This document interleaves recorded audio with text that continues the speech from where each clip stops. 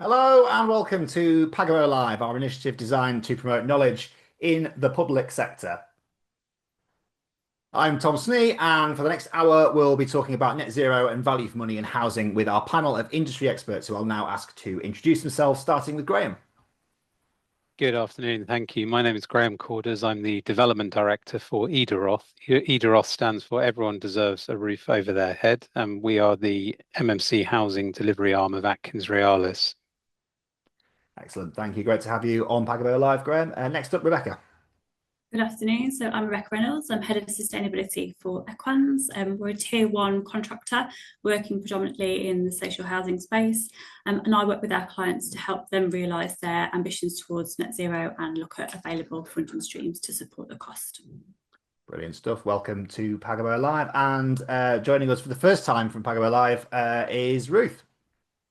Thanks, Tom. Good afternoon, everyone. I'm Ruth Barnett. I am the Senior Development Manager for Pagabo, working on the developer-led framework. Pagabo manages a number of construction frameworks across the region, and I'm excited to be here. Thank you. Excellent stuff. Well, as usual, today is a panel discussion. So we're going to be looking at what value for means in the context of net zero, the sort of policy and funding context in the background, and also what it means overall for the sector. We'd also love it if you can get involved as the audience. So please feel free to ask as many questions as you like using the Q&A box at the bottom of your Zoom screen. Depending on what platform you're using, it may be hidden behind the three dots for more. So click from there to bring up the Q&A box and add any questions that you'd like to put to our panel at the end of today's webinar. We're also going to be running our usual polls throughout the session, so we're going to get your views on the topics that we're discussing. And we'll start off with one of those now, which is asking you as an audience, where is your organisation on net zero housing delivery? So where does your organisation stand currently? What's your current state of play on net zero housing delivery? Are you already delivering consistently? Are you in that piloting or scaling up phase? Are you still building the business case for it, or is it not yet a priority for you? So already delivering consistently, piloting or scaling up, still building the business case, or not yet a priority. Just give you 5 more seconds to answer that for those that haven't submitted a response yet. And if we can close that poll now, please.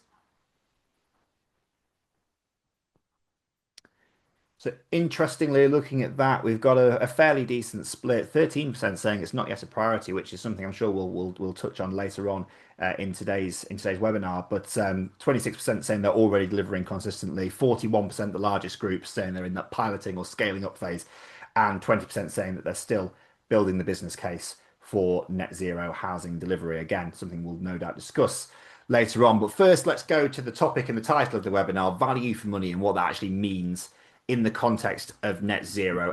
We'll go to you first on this, Ruth. In your mind, what does that value for money phrase mean when we're talking about net zero? So I think it probably means all of them, Tom. I think value for money historically is all what people have always generally thought of it as the cheapest option, lowest cost. Obviously, like it says, best value for money. It's more than that, though, really. I think it's looking at the best overall outcome from the resources and solutions you have available to you rather than just the cheapest option. As time goes on, we're looking more at that whole life value rather than just that lowest upfront capital cost. Just as an example, you could choose the cheapest option for something to do with net zero, and it could lead to higher energy bills, increased maintenance, operating costs, etc. Whereas if you, for example, invested in improved insulation, then down the line, yes, it would have an increased cost to begin with, but then it would reduce operating costs over time. I think organisations generally now are looking at, yes, the lowest cost, but also what will achieve net zero most effectively, what reduces energy bills, social value, what will be the most resilient option. I think there really is a shift from that initial lowest, cheapest option to more of a best value. So I think that brings it back to what value for money is in the context of net zero. It's more looking at that overall picture, I think. Yeah, it's like reframing the conversation as being a value versus cost kind of thing, isn't it? Absolutely. Rebecca, from your perspective, representing sort of the tier 1 contract side of things, where do you guys see that value for money in the context of net zero? Yeah, I think I agree with Ruth. I think it's all of the above. So it's kind of weighing up kind of all of the outputs that you're getting against the sort of initial upfront investment that's required to reach net zero. And I think that, you know, that is the case in most instances. There is quite a significant it would be required, but it's kind of looking at the longer term benefits in comparison to that cost. We are seeing more and more kind of finance models coming to the marketplace, which I think is going to be interesting to few years. You know, that can support asset owners with that initial outlay cost. So it can be either via a loan or resale of energy to the grid, which I think is all very positive. As I say, it's kind of in its infancy at the moment. We've seen a few projects that have sort of utilised those funding streams, but I kind of foresee that it's really going to gain some momentum over the next couple of years. I think it's also prudent to maximise the government funding streams whilst they're available. So we've seen that the Warm Homes Plan is going to be around in some form or another for the next few years. I think, as I say, maximise what's available now. As we know in politics, things are always changing. It is going to be there, but we don't know in what form. So I think, yeah, just sort of make the most of it whilst we can. And then just in terms of asset resilience, I think at Equans, we're working with our clients to look at what their longer term asset strategy is. So sort of combining planned works with retrofit. So it all aligns rather than kind of working independently from one another. And I think that can really help in terms of driving efficiencies within budget, and also from a sort of practical perspective as well when dealing with residents. I think that's a real win. Absolutely. We'll come back to the retrofit conversation a little later on. And finally on this one, Graham, your views, please, on what value for money really means in the context of net zero that we're discussing today. Sure. So we would be looking at this from the new build perspective specifically, because that's our area. I think for us, the conversation is usually centered around what's the extra over, if any, to achieve the net zero in use versus what you might otherwise achieve. Now, that's obviously moved quite significantly with the final confirmation on the Future Homes Standard, which obviously taken a long time to come through.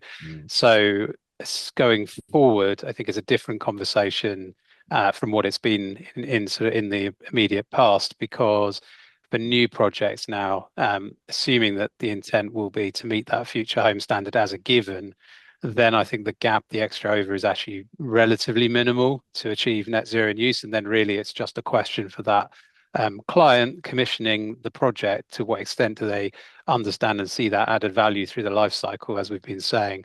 And I think that's seen through both the revenue side and probably through the capital side, because obviously you don't then need to go back at a later date and do further upgrades, etc., as things ultimately will change in the life cycle of any asset. So I think that introduction of the Future Home Standard is a game changer from the perspective of this discussion in particular, and it has taken a long time to get to that point, and it probably will be seen now going forward in new projects as a result. Yeah, absolutely. Let's move on to the kind of some of the tensions that exist there, because we alluded to them there with that cost versus value discussion. But Rebecca, where do you see that big tension, and whether there is a big tension there between that net zero ambition and also the affordability side of, you know, we needing to deliver houses right now? And is that getting better or worse? I think it's changed slightly over the last sort of 12 months. I wouldn't necessarily say whether it's getting better or worse, but I think the whole kind of fabric first versus renewables piece has kind of taken a bit of a turn here. So I think, in my opinion, to sort of achieve net zero and treat the sort of fabric of our older housing stock, then there is a need to focus on that fabric first approach. But I do also appreciate that can be quite cost prohibitive for asset owners. You know, particularly when we're talking about solid wall insulation, it is a very expensive measure to sort of undertake at this point in time. So I do think it requires a balance. So looking at where your kind of quick wins, the cheaper sort of renewable type measures kind of fit well with particular properties, but then also kind of not ignoring the fabric. I think we do need to look at that for the worst performing properties and just sort of trying to balance budgets effectively, really. Yeah, and Ruth, obviously Pagabo wise, run more on the procurement side of things. Where are you seeing the tensions at the moment? So I do agree with Rebecca. I have worked in the affordable housing sector myself. I do understand the challenges that are facing the housing sector. I do think I'll come on to whether I think the tension's changing in just a moment. I do think the biggest tension really is, as Rebecca alluded to, it's ultimately balancing that cost and also looking at the longer term gain. There are many sectors under significant financial pressure, of which I think housing's more or less at the top. There's a big wider pressure to deliver, new houses, meet the national housing target. All that comes at a cost, whilst also the higher environmental standards that we're seeing at the minute, that has to come with that housing delivery. I think in terms of the tension, I think I believe it, unfortunately, is still quite high. I think that comes down to sort of increased construction costs, higher borrowing costs, the pressure of building safety, along with the pressure of new homes. But as Rebecca said, I do think it is changing a little bit. I do think it's becoming a bit more acceptable, a bit more streamlined, a bit like electric cars, really. There's more technologies are available. There are some elements that are more cost effective. But ultimately, I think the biggest tension is that same old tale of balancing that upfront cost with the long-term gain. Yeah, and Graham, obviously there are a huge number of the housing targets for this government and this parliament are very well publicised. So where are you guys seeing that tension between the ambition of actually making those new homes, but also having them in that net zero sphere as well? Yeah, I think it's absolutely as Ruth was saying. I think we do see that tension and we hear those conversations all the time. The trade-off between the capital costs versus the long-term benefits is really hard for clients, organizations to actually truly model and realize in the models that currently exist. And that's one of our challenges as an industry. I think what I've said before stands. I think that gap is going to narrow, and so that will become a slightly different conversation going forward.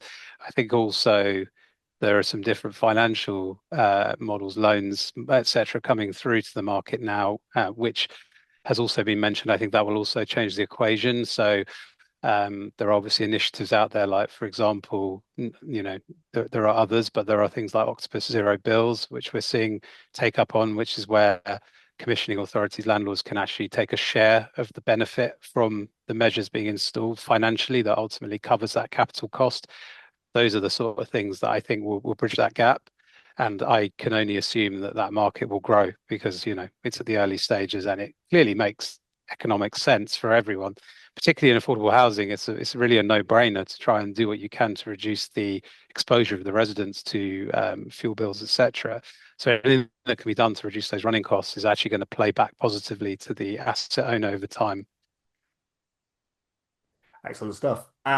Moving on now, and we'll bring Rebecca in on this one. So Rebecca, from that sustainability perspective, how can we educate clients maybe in a way to almost avoid treating net zero as just an added specification that's going to push the cost up, rather than just designing it in right from the start? Yeah, I think you're right, Tom. I think there is a bit of a misconception at times that delivering net zero, particularly under funded schemes where PAS 2030, 2035 applies, does increase costs. And we have kind of had feedback where clients have actually said they'd prefer not to utilise the funding because they don't want to pay for those PAS costs. But I think I definitely am an advocate for PAS. It drives the right quality within the industry and it provides a level of control. I think it's just about how that is delivered and managed effectively when sort of delivering a net zero or a retrofit project. I think one of the ways in which Equans is working with our clients to sort of try and align costs and drive those efficiencies, and I think I alluded to it at the beginning, is we're looking at how they can align their longer term asset strategy with retrofit. So just as an example, we're working with one particular client where Equans are delivering their re-roofing programme across a large number of their stock. We're combining that with inlay solar PV on every property. Warm Homes funding is being utilised to support the cost of that. And we're really seeing the benefit of how that's driving efficiencies in things like scaffolding costs, management costs, site setup. It also is a much better journey for the residents because they're not having their roof done and then 6 months later they're having somebody come in and putting PV in. And obviously they're seeing the benefit then of having that measure installed and the difference that it's making to their energy bills. So I think with a bit of sort of foresight and planning, that is what I see in terms of the way forward to sort of really drive down those costs and sort of deliver a much smoother journey to net zero, really. Moving it on to sort of a kind of a procurement perspective and procurement lens, Ruth, where can frameworks and that early market engagement that we so often talk about on Pagabo Live, where can that help clients kind of test that affordability and deliverability element before they actually have to go to market? So I think frameworks are absolutely essential. I think they are really key. It allows that collaborative approach and those early engagement conversations that you perhaps would not normally get. It allows clients that direct links to developers, contractors, suppliers who have all got expert specialist knowledge in that region and that particular field, which then will allow clients to look at their project viability, affordability, and ultimately, is the project deliverable before committing. If, for example, you chose to not use a framework, you could potentially find yourself in a situation where you're taking a full scheme to market and discover that it's unviable, and then it potentially could cause a lot of additional time and money costs to revisit and redesign. I think frameworks like those that Pagabo manage allows clients that direct access to these specialist developers. It's all about those early engaging in those early conversations. They can contribute that expertise at the beginning before designs are fixed, going back to what Rebecca had touched on with the fabric of the building, not seeing it as sort of an afterthought. I think really integration and collaboration is key, which I really do believe that frameworks can, they allow that to happen, and then you can build on that. Ultimately looking at where solutions can be thought of at the beginning of the process. So incorporate procurement, not just as a formal buying process and frameworks as a way to buy a product or a solution, but actually integrating it in the whole development, housing, net zero journey. And it ultimately will help reduce that risk from the offset as well, because everybody knows what they're working towards. So I do think that procurement and frameworks have a really key role to play with that early market engagement, which will then lead to better conversations around affordability and deliverability at that key essential stage to begin with. Yeah, as I say, it's a common theme that we get on Pagabo Live, is having those early conversations helps actually really shape the way that things go moving forward in the best possible way. So I'm going to bring up our next poll question here. What is the biggest cost pressure when trying to deliver low carbon housing? Is it that upfront design and specification cost? Is it the technology and product choices that it involves? Is it the supply chain's capacity?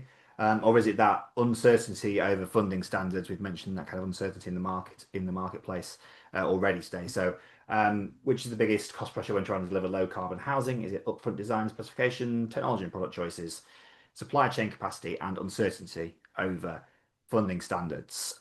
Just a reminder that you can get your questions in for our panel using the Q&A function at the bottom of your Zoom screen. Please pop any questions in there and we'll do our very best to get to them at the end of today's webinar. Can we close that poll now, please?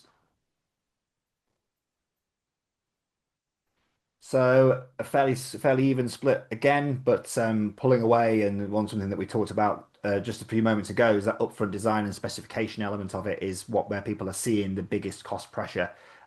So something that potentially early market engagement and the early conversations can help quell.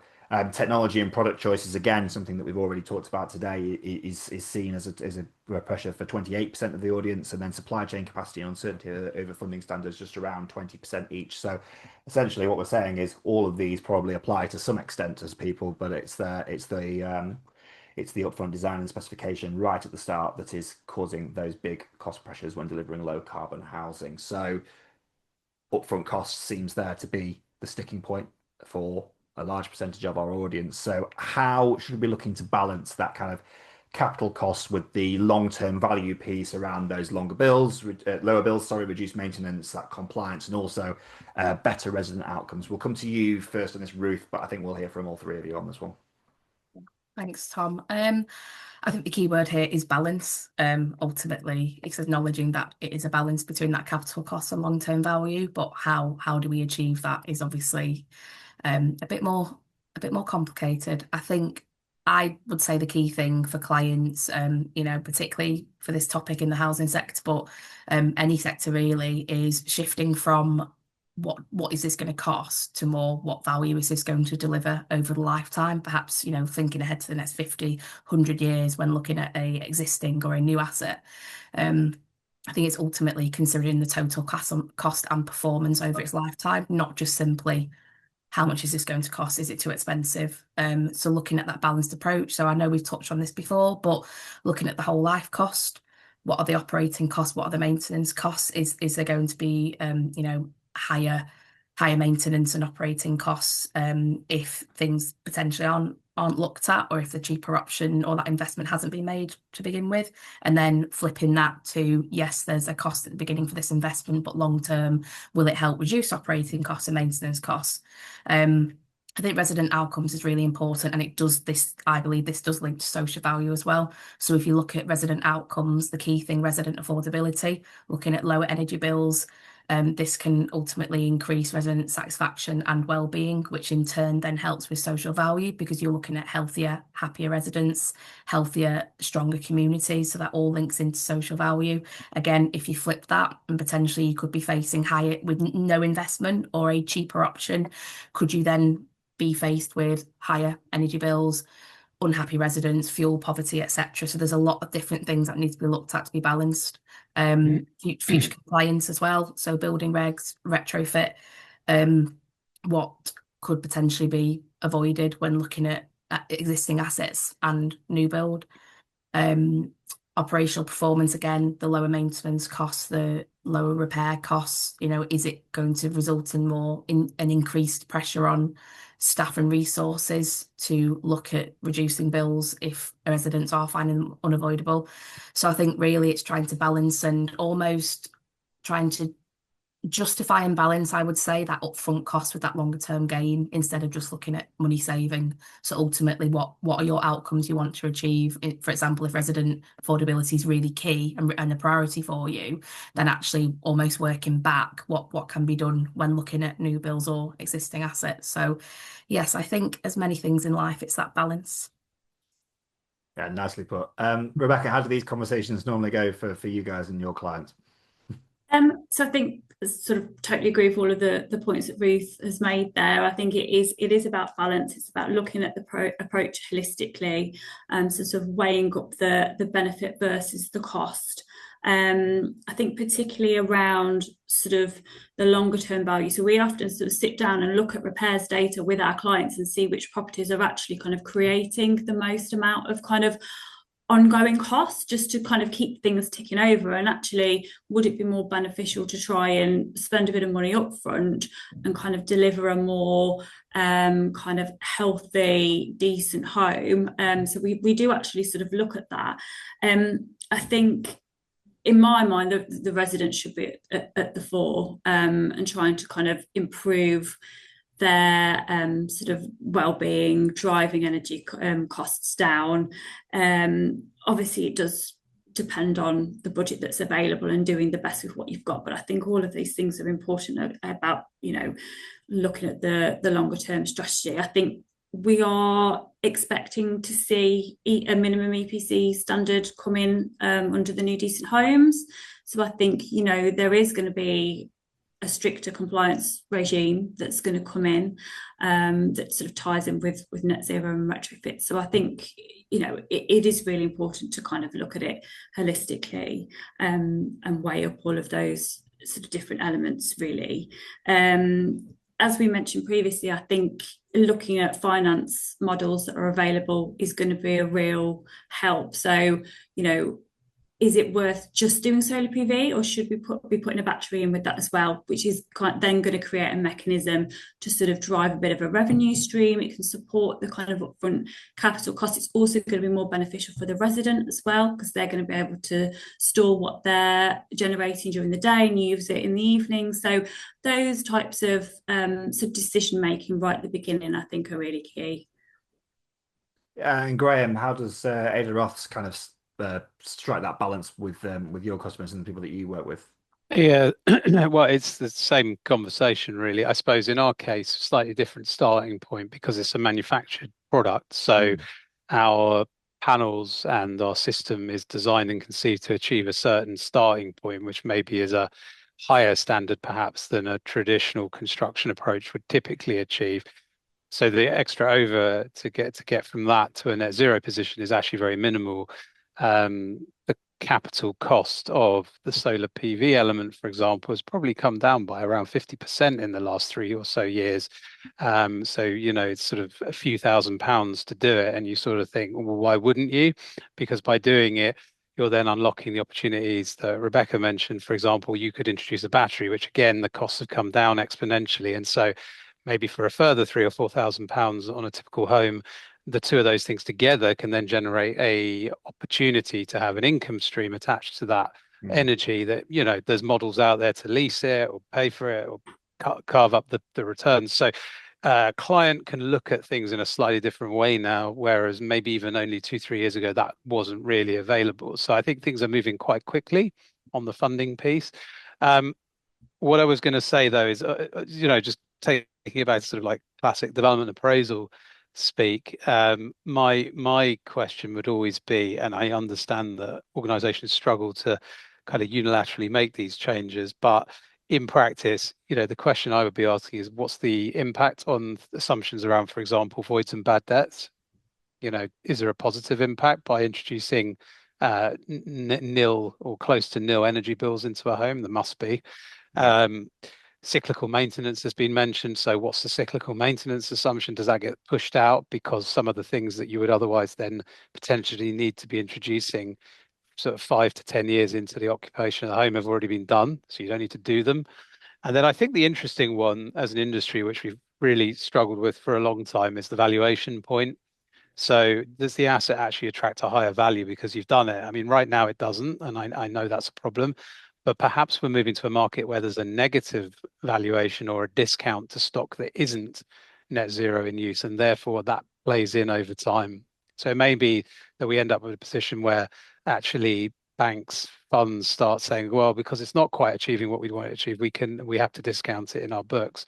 It may go that way rather than there's a premium, which we've sort of struggled to do. So I think that's a point for discussion. That's just maybe that's what's going to happen. No, definitely an interesting point to raise, and certainly, the money makes this industry go round, as is with any industry. So it's very much a conversation that needs to be had, and we'll also move on to talk about the MMC approach shortly as well, because it is really an interesting way of going about things with this. We'll go to you first on this one, Rebecca, just talking about design choices and what makes the biggest difference and which decisions need to be made the earliest on that. Yeah, I think we saw this, didn't we, as part of the last poll that we did. I think it's really, really important to kind of focus in on that initial sort of design period up front and have really clear objectives about what what you're wanting to achieve from a particular project. I think in my mind, standardization is really important. So, and again, we've done this with our clients. So looking at common property archetypes across a stock portfolio and almost making a blueprint package of measures that sort of works for that property type and is going to achieve a certain standard. And that can then be rolled out quite quickly with a relatively standardized cost. Appreciate there is an element of, every property needs to be looked at on its own, but with a kind of standard package of measures as a starting point, I think that does work really well and saves a lot of sort of wasted time and costs. I do think there's also a real need for innovation and trialing new products and approaches, but there's got to be scalability and efficiency that's been proven first, again, to sort of prevent unwanted costs, measures that perhaps aren't suitable. We've supported several innovative projects to sort of test and learn the benefits and challenges of driving innovation. So I think it's important to have a bit of balance, standardization on a mass scale that can be rolled out quite quickly, but also space in the market to have that sort of innovation piece and test new products and approaches. in terms of kind of design choices, as I mentioned, I'm a big advocate of fabric first. I think it is really important. I think this makes the biggest difference to residents. However, as I mentioned, I know that it can be cost prohibitive. So I think it's about looking at, okay, where can we achieve some quick wins with maybe some cheaper, sort of quick to install measures, and where is the kind of real investment required within that stock portfolio. So looking at the worst performing properties or the hardest to treat, and setting some budget aside to support the cost of those as well. But as I say, clear objectives from the outset, I think that's really important when it comes to design. And Graham, from your perspective, I guess the standardization piece is probably music to your ears there. Yeah, absolutely. I mean, out of those, I'd pick fabric first and standardization, and ultimately standardization of the fabric. Yeah. I think for new build, certainly, I think that's really key. It all comes from that. And of course, everyone's been saying for a long time, you've got to maximize your fabric first position and then go from there. In terms of the bolt-ons then, or the MEP systems, I agree that the market is always moving. There's always new innovation. There's always going to be new products. And we absolutely are not wedded to any one particular product in principle. We have a systems approach. So within the system, if a new product becomes available, then of course we would look to introduce that or explore that. Or if a client has a particular product supplier that they prefer to use, then subject to due diligence and it working, it would be something that we would of course look into. So I think the bits that you need to be rigid on the fundamentals, the fabric and the standardization, and then you can be flexible on the service solution, the MEP strategy in terms of the actual products you choose, not necessarily the strategy itself. And then the renewables is really, like I've said already, in my mind, certainly for building new build housing, is a bit of a no-brainer. Why wouldn't you put PV and why wouldn't you consider batteries? I don't know why you wouldn't. Yeah, and we'll carry on a little bit more on the kind of MMC track there, because obviously it's a big part of EDAROTH's model there. So where does that kind of MMC approach protect carbon performance and that value for money piece as well? Yeah, so it gives certainty of outcome because it's designed in and built in from the outset. So it's part of the package, it's part of the design, it's part of the ethos. So we designed everything so that it achieves EPCA, it can achieve net zero in use with the right MEP solution. And that's the point of MMC more broadly, is that the performance gap is much smaller than with traditional construction. Because obviously it's produced in a factory setting, as we know. It goes together on site with much greater certainty, lower tolerances, etc. All of these things, lots has been said about, but is factually accurate and is demonstrable on site. So we achieve those things, we can offer those outcomes, and we can give clarity on that. That's really the benefit, and it's kind of the point was sort of made earlier. You don't really want to start from scratch every time, because that's when the premium gets absolutely enormous. When you have a system approach with a predetermined outcome that will achieve it and is validated and accredited to do so, that obviously gives that confidence to the client. Absolutely. We'll move on to the next section of the webinar, and we'll bring up our next poll question, which is around where you see the biggest opportunity for improved value for money in net zero housing. So where do you see the biggest opportunity to improve that value for money within net zero housing? Is it that making earlier design decisions that we were talking about? Is it the whole life costing that we've talked about a couple of times already today? Is standardized and offsite delivery the best potential option there? I'm sure we'll be very keen to hear the answer on that one. And also, is it better resident energy outcomes, which again has been mentioned a couple of times already today. So where do you see the biggest opportunity to improve value for money on net zero housing? If we can have 5 more seconds on that, please, before we close the poll. And thank you to those who've submitted questions for our Q&A. We've got a couple there that we'll put to our panel as we get to the end of today's webinar. If we can close that poll, please. And probably the biggest result on any of the polls today, 46% saying those earlier design decisions, and obviously having the conversations that enable those early design decisions to be made, 46% saying that is the biggest opportunity to improve value for money, and around sort of 20% saying whole life costing, and then standardised off-site and better energy outcomes for residents being at 17%. So an interesting balance there, but early design decisions clearly seems to be something that is seen by our audience as the best potential opportunity there. So moving on to the kind of the conversation, and retrofit's been talked about several times already today, and that retrofit versus new build often being framed as a choice. So how should housing providers decide where that investment should go in terms of creating the best return in terms of both carbon, financial, and also social? We'll go to you first on this one, Rebecca, but I'd be interested to hear Ruth's view on it as well. Yeah, sure. So I think, housing providers are kind of being targeted in terms of energy performance of their stock. So obviously, as a UK government has set targets in terms of net zero.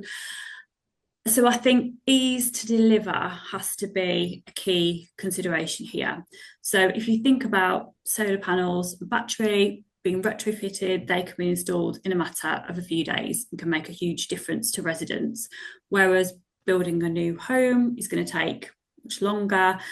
I think it's the balance between the sort of quick win measures, which can be sort of installed quite quickly, are going to make a real difference in terms of residents' lives and improving the performance of those properties, but also accepting that there's some homes which will be much more difficult to retrofit. And actually, is the answer there that we should be building new homes to future build standards, as Graham's mentioned?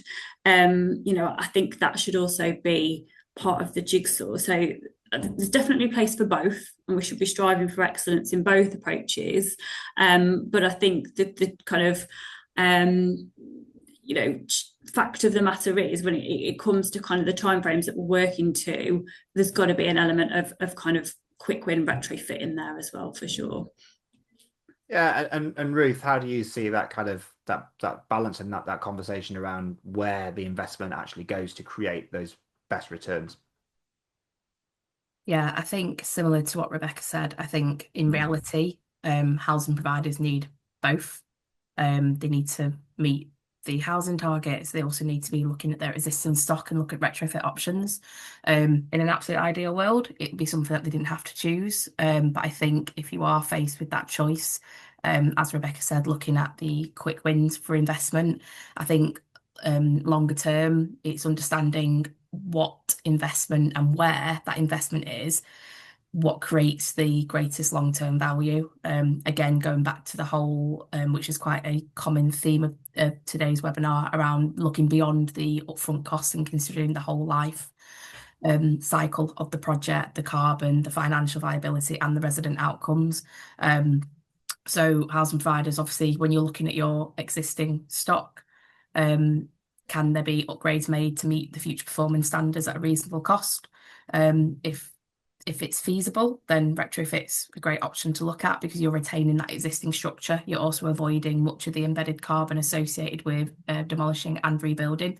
If there is extensive work needed and it's going to cost more in the long run, then potentially looking at new housing is better, which again, going back to the fact that that will help the housing demand, also creating new neighbourhoods, that social return. Obviously, I think as well, looking at the data available, so the EPC ratings, stock condition surveys, carbon assessments, resident feedback, what the local housing need is. It's not going to be a one size fits all. I think ultimately it's looking at if when you're faced with that choice, it is looking at what's feasible, what your objectives are, and ultimately what investment is going to have the greatest long-term impact. Yeah, and we'll move on to a conversation now around supply chain as well, because it does all sort of link in there. What role does the supply chain play in making the net zero elements more affordable, and what do clients need to do to give those suppliers, I guess, the confidence to invest and innovate in their own processes and also price fairly? Ruth, we'll go to you first on this, but it'll be good to hear from all three of you on this one. Yeah, I think the supply chain has a critical role in making net zero affordable. It's one of the biggest opportunities for reducing costs and carbon that comes from that innovation, the manufacturing, the design at the beginning, and having those early conversations in those critical early stages. I think suppliers potentially can only invest and be involved if there's confidence in that future demand and pipeline. I think clients really need to build that confidence by engaging with the supply chain early, looking at the brief, involving specialists and consultants who have got that key knowledge that they're requiring. They could look at suggesting alternative materials where appropriate, look at optimizing carbon costs.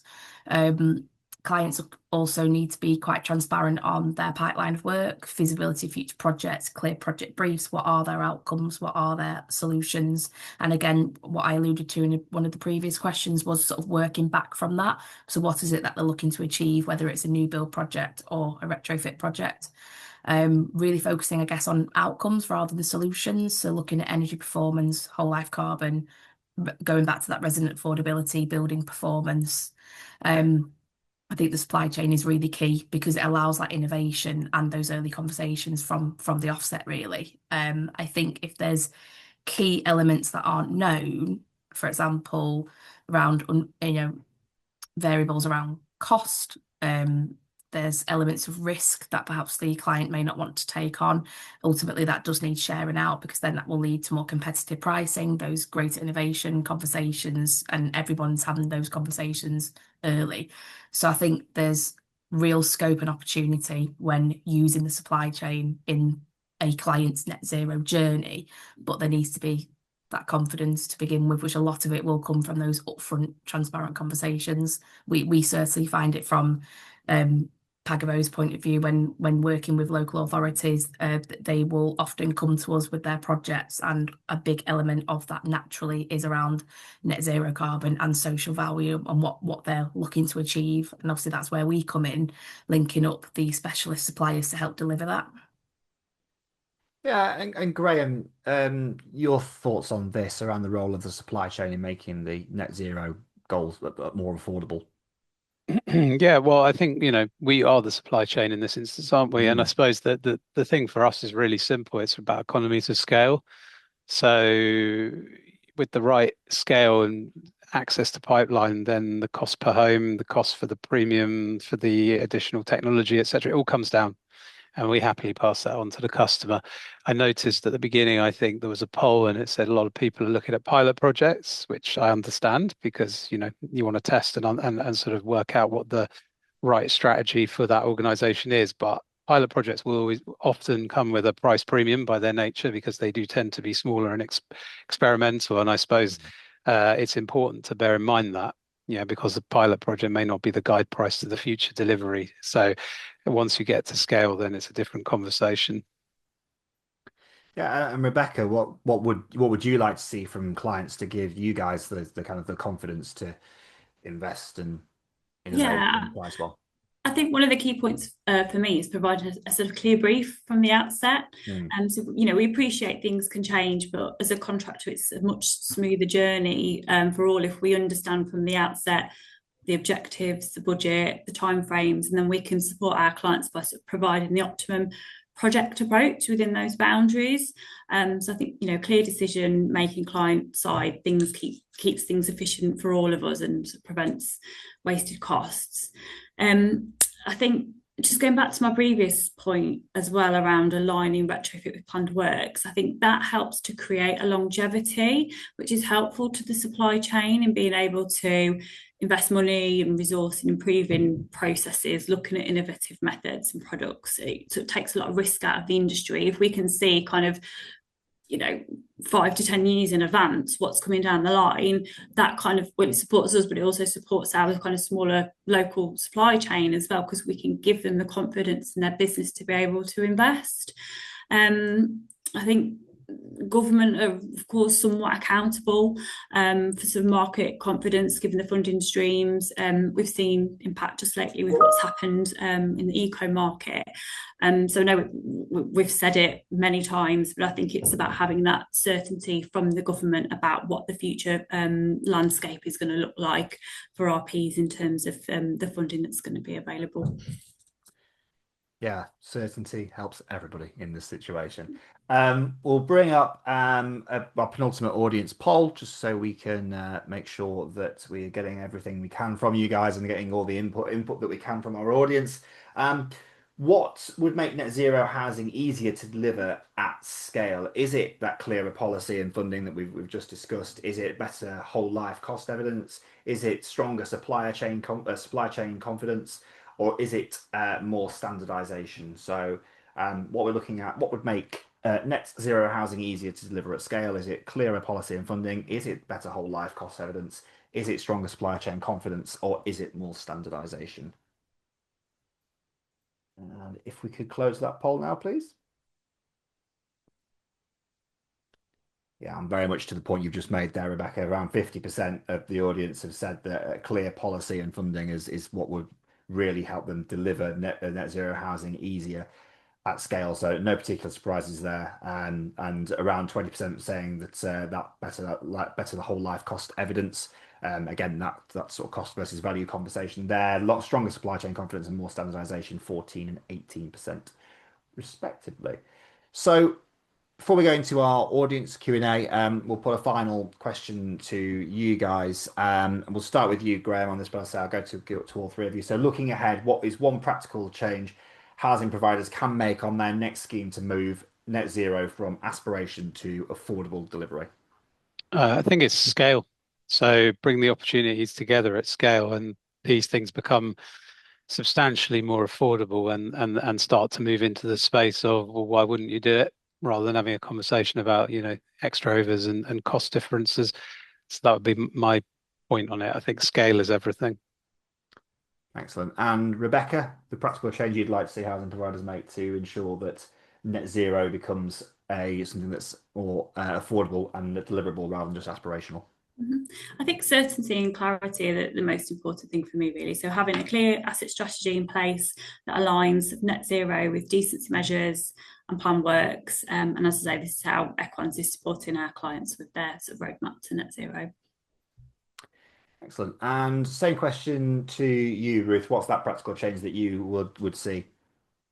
I think I would say bring the supply chain in to the project earlier. So bringing the developers, contractors, designers, manufacturers at that concept stage, setting those clear objectives, utilising that early collaboration, which will ultimately inform better solutions, help reduce redesigns and improve certainty of a project. So very much that upfront work at project inception stage.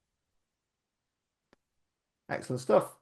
We'll move on to our audience Q&A in just a moment, but there's a poll popping up on your screen now on whether you'd be interested in exploring how Pagabo can support your current or upcoming housing projects. We'll leave that poll going for a little while there, so you can have the option to hear a little bit more from our friends at Pagabo as to how they can potentially help you with your current or upcoming projects. But we'll move now on to our Q&A.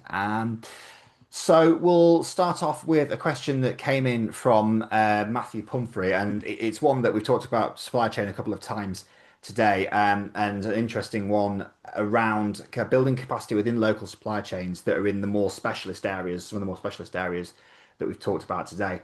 How can that be done? How can we build that extra capacity within local supply chains? Rebecca, we'll get your views on this one first. Yeah, sure. So I think, as I mentioned, firstly, we kind of need to see that longevity within the industry. I think that's really important. But I think one thing that Equans does to sort of support some of our subcontractors and kind of local supply chain is we allow them to operate under our PAS accreditation. So if there are businesses which are looking to kind of move into the sort of retrofit net zero space but don't necessarily have the right accreditations in place and are wondering whether to bother investing in them or not, we allow them to work under ours. They can kind of test the market a little bit, understand whether they feel if it would be worthwhile them going ahead and getting their own. We can kind of support them with that and the kind of process and the paperwork that's required to gain those accreditations. So we're kind of trying to support local supply chain right from the sort of bottom up and help them with their growth into that industry. So yeah, I think that's key, really. We also sort of do a lot with local schools and colleges in terms of trying to generate that interest from young people in coming into the industry. So we've worked with local colleges around developing courses for retrofit, and we go and do a lot of sort of careers days with local schools and stuff to just sort of try and generate that interest. So it's just stuff, and it's obviously going to be incredibly important, increasingly important going forward as well.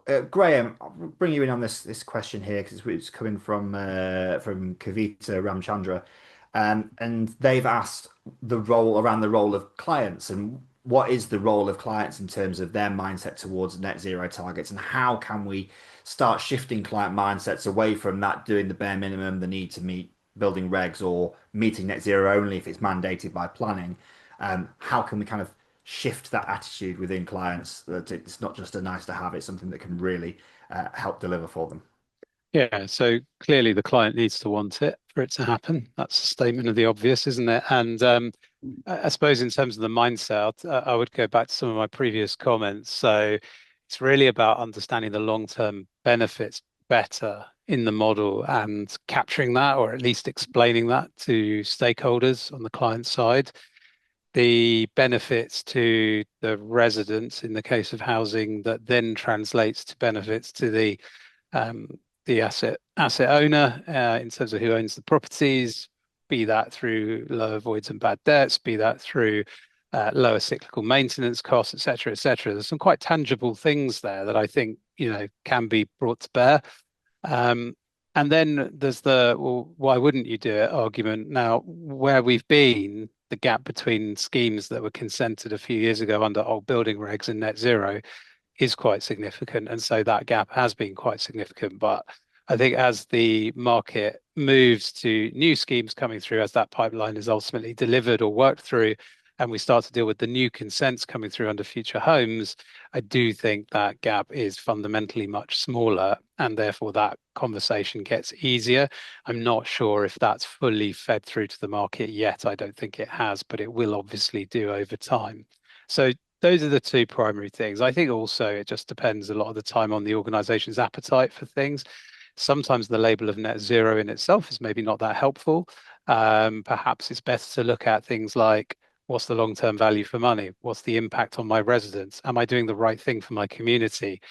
Am I going to have to do this anyway? Why wouldn't I therefore do it now? Maybe the net zero label in itself is distracting to some of those kind of more practical points that I think stakeholders kind of readily understand.